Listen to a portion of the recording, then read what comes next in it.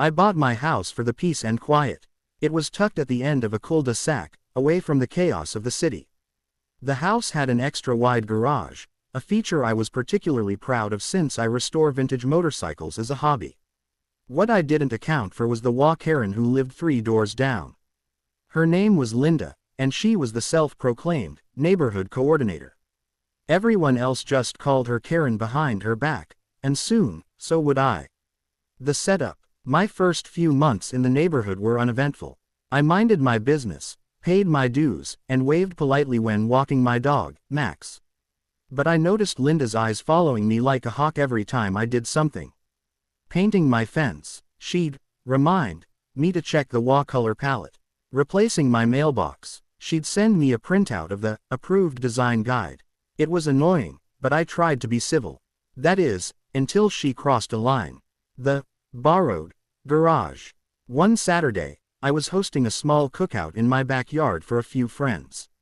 The garage door was open because I'd been showing off one of my freshly restored bikes, a 1969 Triumph Bonneville.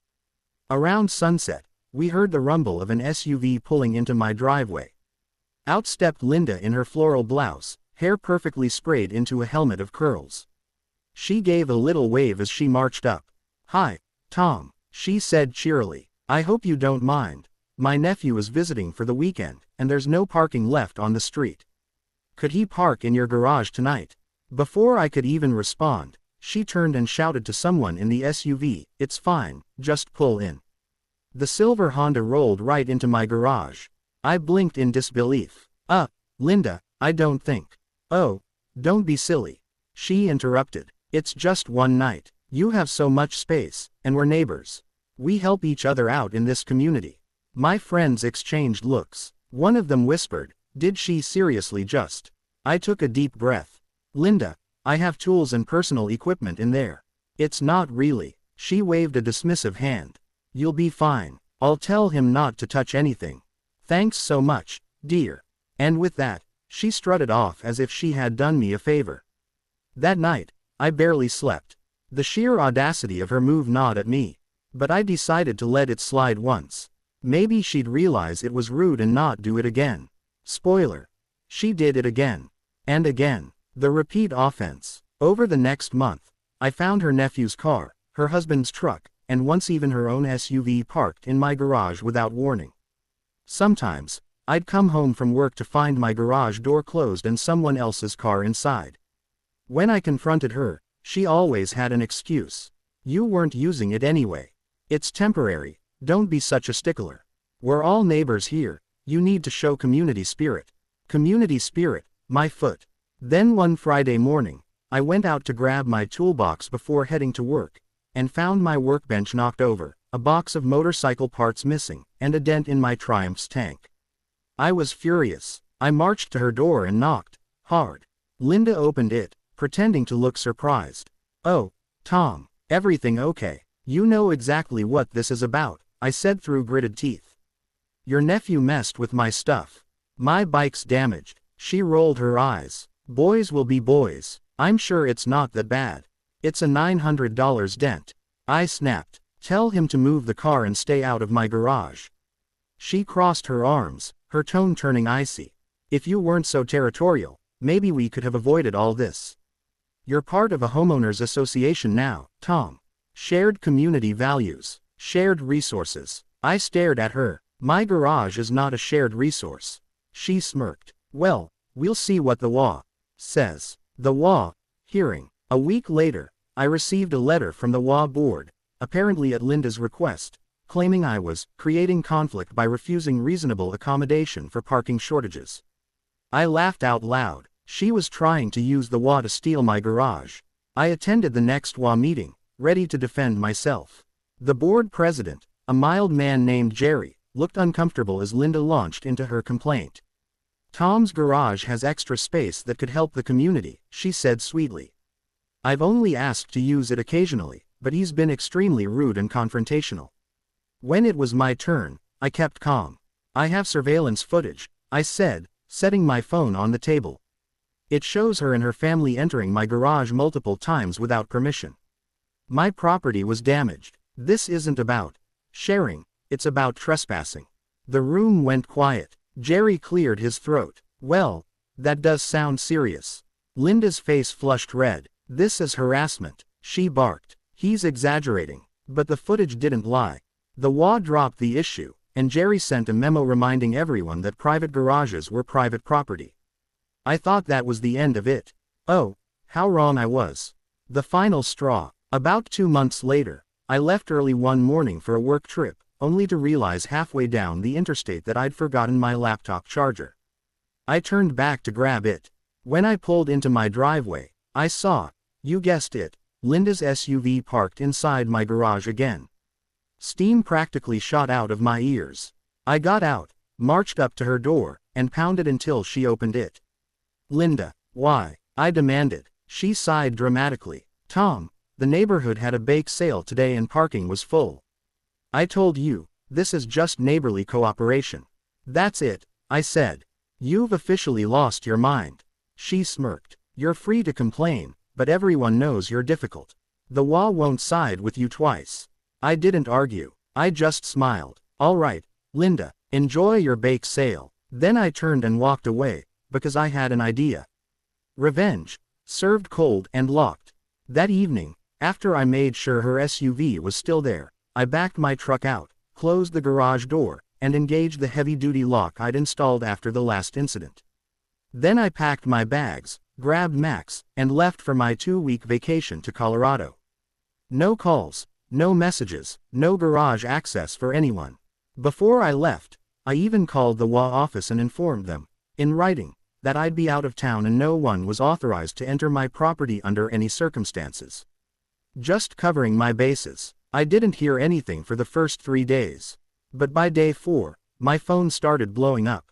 First, a call from Linda, which I ignored. Then 3 more. Then voicemails. Greater than, Tom, this isn't funny. I need my car. My husband has work. Open your garage immediately. If you don't open this door, I'll have the HOA fine you for obstruction. I sat by the campfire, roasting marshmallows, smiling at every ping. The fallout. By day 7, the tone of her messages changed. Greater than, please, Tom, we're sorry. Can we just talk? The HOA says it's your property, but we really need the car. I'll pay for the scratch on your bike, okay. Just let me in. I stayed silent. Day 10. Jerry from the HOA called me directly. Tom, he said awkwardly, Linda's SUV is in your garage, right? Yup, she's been demanding we open it, but we can't touch private property. I just wanted to confirm you're aware.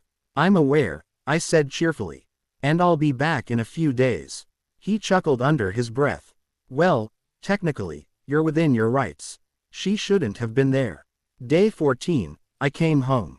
The second I pulled up, I saw Linda standing in my driveway, arms crossed, face bright red. You trapped my car.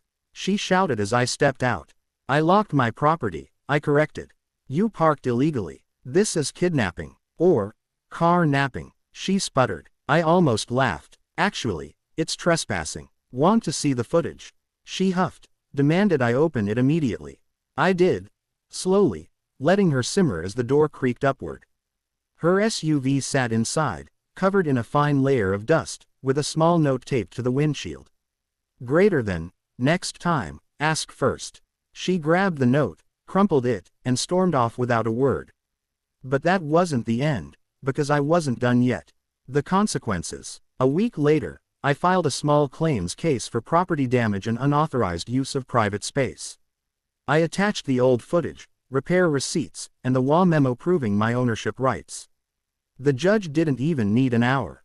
Linda was ordered to pay for the bike damage, plus a small fine for trespassing.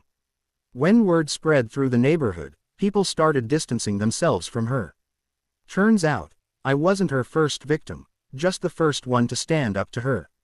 She had borrowed tools, shared driveways, and even, temporarily, used other people's patio furniture.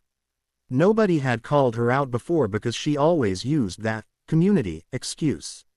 Now everyone knew better. The HOA even quietly removed her from the Neighborhood Coordination Committee. Jerry sent me an email later that week.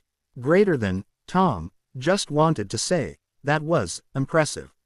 We've all had enough of her antics. Enjoy your garage in peace. And I did. The aftermath. Months went by. Linda avoided me like the plague, which was perfectly fine. I focused on my bikes, enjoyed quiet weekends, and even started dating again, something that had been impossible with all the HOA drama. Every now and then, I'd catch her walking her little poodle past my house, giving me that same death glare. I'd wave politely, just to twist the knife. The garage. I installed a keypad lock and a camera with motion alerts. No more surprises. One evening, Jerry stopped by while I was polishing my Triumph. You know, he said, chuckling, Linda tried to propose a new rule about community garage sharing. It didn't even get a vote. We both laughed. Guess she didn't learn, I said. Or maybe she did, Jerry replied. After all, she hasn't parked anywhere near your house since. Epilogue. Sweet justice. A few months later, I got a letter in the mail, from Linda. I almost didn't open it, but curiosity got the better of me. It read, greater than, Dear Tom, I want to apologize for how things escalated last year. I overstepped, and I understand now that I was wrong. I've been trying to do better. Thank you for setting boundaries, even if it was dramatic. Sincerely, Linda. I didn't reply. I didn't need to. Sometimes, the best revenge isn't anger or shouting, it's just letting people live with the consequences of their own entitlement. As I rolled my Triumph out for a weekend ride, I smiled, remembering the look on her face when that garage door lifted. Maybe next time she'd think twice before parking where she didn't belong.